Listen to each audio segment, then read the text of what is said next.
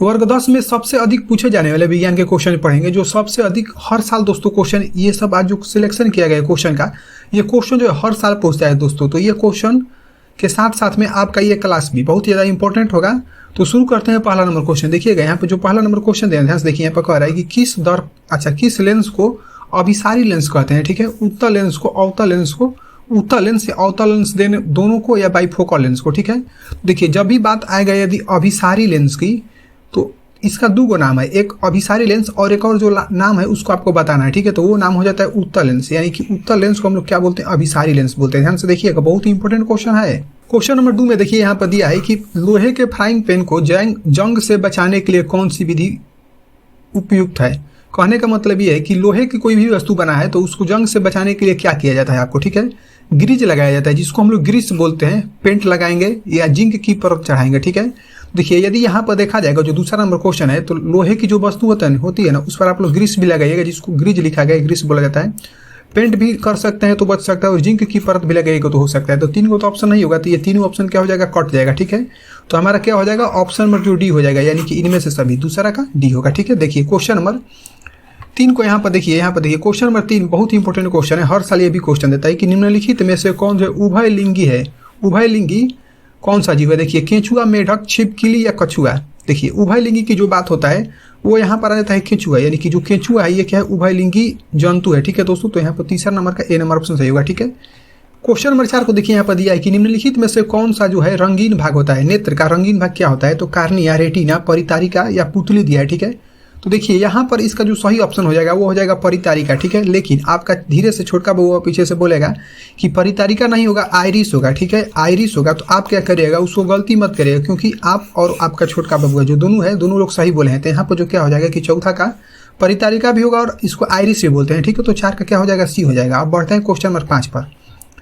देखिए question number 5 में यहाँ पर दिया है कि निम्नलिखित में से कौन सा जो है लेंस का आवर्धन है, जिसको एम बोलते हैं, यानी कि आवर्धन के लिए जो सूत्र होता है क्या होता है, ठीक है।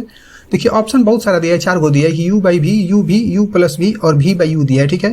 तो जो सही ऑप्शन हो जाएगा यहाँ पर आवर्धन की यदि बात कर रहे हैं, तो यहाँ पर हो जाएगा ऑप्शन नंबर डी, जिसको हम लोग बोलेंगे v/u, ठीक है। v/u यहाँ पर ऑप्शन सही होगा, 5 का डी नंबर, ठीक है। देखिए क्वेश्चन नंबर 6 को ध्यान से देखिए यहाँ पर। देखिए क्वेश्चन नंबर 6 में यहाँ पर दिया है कि विद्युत मोटर जो होता है परिवर्तित करता है। ध्यान समझिएगा बहुत ही इंपॉर्टेंट क्वेश्चन है, सबसे अधिक क्वेश्चन पूछे जाने वाला प्रश्न चल रहा है दोस्तों, एक भी क्वेश्चन को आप लोग मिस मत करिएगा, ठीक है। देखिए कह रहा है कि विद्युत मोटर परिवर्तित करता है, तो क्या परिवर्तित करता है। देखिए यहाँ पर आंतरिक नहीं होगा, बल्कि यहाँ पर हो जाएगा यांत्रिक ऊर्जा, ठीक है। यहाँ पर हो जाएगा यांत्रिक ऊर्जा को, ठीक है, यांत्रिक ऊर्जा को विद्युत ऊर्जा में बदलता है जो विद्युत मोटर होता है, या रासायनिक ऊर्जा को विद्युत ऊर्जा में बदलता है, या ऑप्शन नंबर सी विद्युत ऊर्जा को रासायनिक ऊर्जा में बदलता है, या जो ऑप्शन नंबर डी दिया है विद्युत ऊर्जा को यांत्रिक ऊर्जा में बदलता है, ठीक है। तो देखिए इसको समझिए जरा कि जो विद्युत मोटर है ना, ये एक प्रकार का यंत्र है, ठीक है। तो ये यंत्र में बदलेगा, यानी कि जो विद्युत ऊर्जा है ना, इसको किस में बदलता है, यांत्रिक ऊर्जा में बदलता है। यंत्र है विद्युत, देखिए जो एक मोटर है ये क्या है, यंत्र है, ठीक है। तो जो मोटर है यंत्र है, तो ये यांत्रिक ऊर्जा में बदलेगा, मतलब यहाँ पर 6 का क्या हो जाएगा, डी, विद्युत ऊर्जा को यांत्रिक ऊर्जा में बदलता है, ठीक है। बढ़ते हैं क्वेश्चन नंबर 7 पर। देखिए यहाँ पर जो क्वेश्चन नंबर 7 है, यहाँ पर ध्यान से देखिएगा कि निम्नलिखित में से कौन सा, ठीक है, निम्नलिखित में से कौन सा मनुष्य का उत्सर्जी अंग है। 7वां नंबर क्वेश्चन बहुत ही इंपॉर्टेंट है। देखिए ऑप्शन में दिया है वृक्क, रक्त, स्वेदी अंग या अग्नाशय, ठीक है। तो यहाँ पर जो सही ऑप्शन हो जाएगा 7 का हो जाएगा यहाँ पर ए, यानी कि वृक्क हो जाएगा दोस्तों, 7 का ए, ठीक है। क्वेश्चन नंबर 8 को ध्यान से देखिए, यहाँ पर कह रहा है कि निम्नलिखित में से या आमीटर से निम्नलिखित में से क्या मापा जाता है, ठीक है। तो ऑप्शन में दिया है धारा, आवेश, विभव या विद्युत शक्ति, ठीक है। तो यहाँ पर जो सही उत्तर हो जाएगा, मतलब देखिए आमीटर से क्या मापा जाता है, तो आमीटर से धारा मापा जाता है, ठीक है। यहाँ पर जो है ऑप्शन नंबर ए होगा।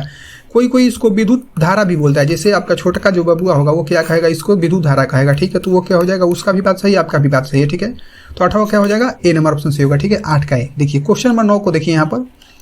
देखिए क्वेश्चन नंबर 9 यहाँ पर आ चुका है। देखिए सबसे इंपॉर्टेंट क्वेश्चन यहाँ पर आ गया, हर साल दोस्तों ये क्वेश्चन जरूर देता है कि मेंडल ने अपने आनुवांशिक प्रयोग हेतु किस पौधे का उपयोग किया था। मेंडल ने अपने प्रयोग में किस पौधे का उपयोग किया था। तो देखिए ऑप्शन में दिया है नीम, गुलाब, मटर या गुलदावरी दिया है, ठीक है। तो जो मेंडल थे ये मटर का प्रयोग किए थे, ठीक है। तो यहाँ पर हो जाएगा मटर, ऑप्शन नंबर जो कि दिया है सी में। वैसे आप लोग इसको भी इस तरीके से याद कर सकते हैं। देखिए म पर दिया है मेंडल और म से दिया है मटर, ठीक है। तो ये भी तरीका आपका याद करने का, म दोनों में मिल रहा है, तो यहाँ पर ऑप्शन नंबर जो है सी हो जाएगा, ठीक है। मेंडल मटर का प्रयोग किए थे, ठीक है। तो आगे देखिए क्वेश्चन नंबर 10 को।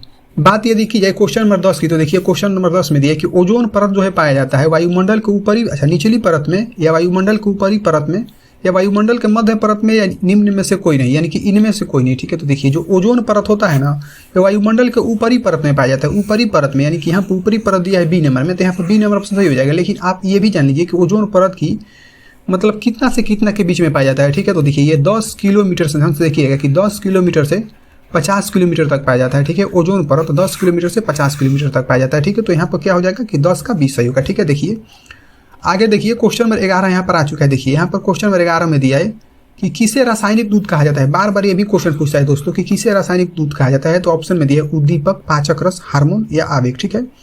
तो आप लोग याद रखिएगा कि जब भी रासायनिक दूध के बारे में कहेगा तो आपको चल जाना है हार्मोन के पास में, ठीक है। तो जो ऑप्शन नंबर सी में दिया हार्मोन, तो यहाँ पर जो 11 नंबर था ना, इसका सी नंबर ऑप्शन दोस्तों सही होगा, 11 का सी, ठीक है।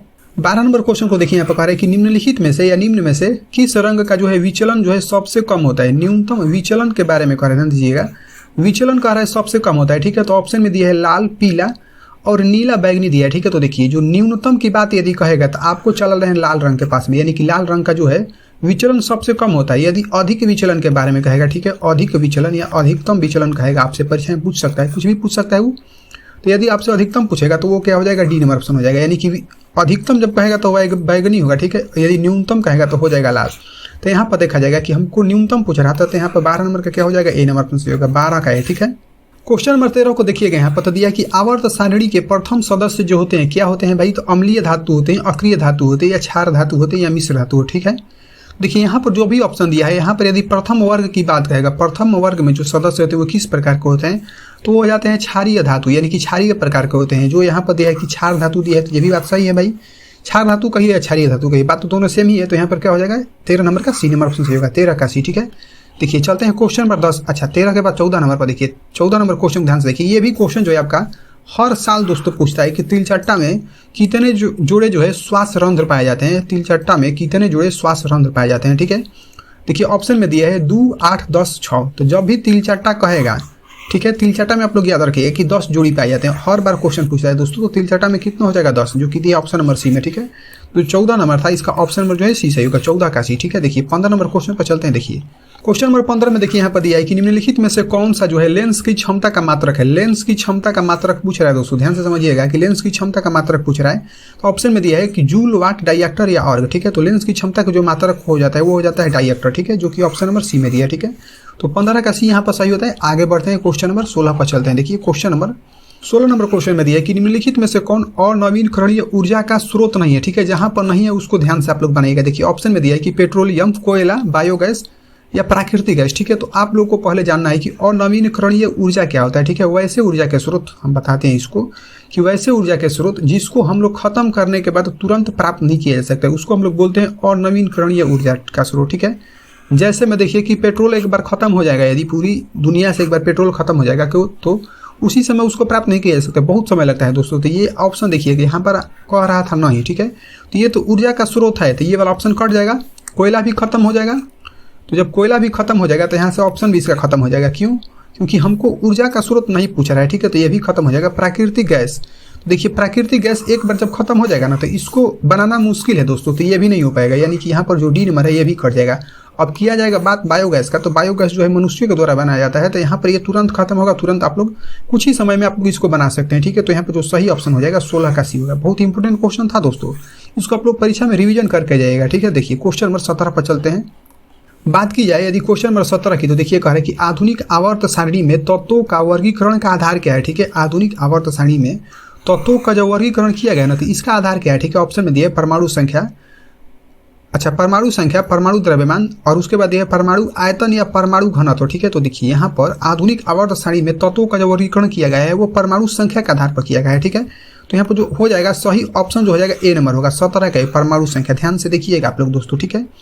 एक चीज़ और हम बताएंगे कि इसी चैनल के द्वारा यानी कि इजीली स्टडी के द्वारा बहुत ही बेहतरीन तरीके से 1 नंबर वाले क्वेश्चन, 2 नंबर वाले क्वेश्चन और 5 नंबर वाले क्वेश्चन की तैयारी कराया जा रहा है। आप लोगों को वीडियो के नीचे लिंक दे दिया जाएगा, आप लोग उसको देख लीजिएगा दोस्तों। बहुत ही इंपॉर्टेंट क्वेश्चन उसमें चल रहा है, ठीक है।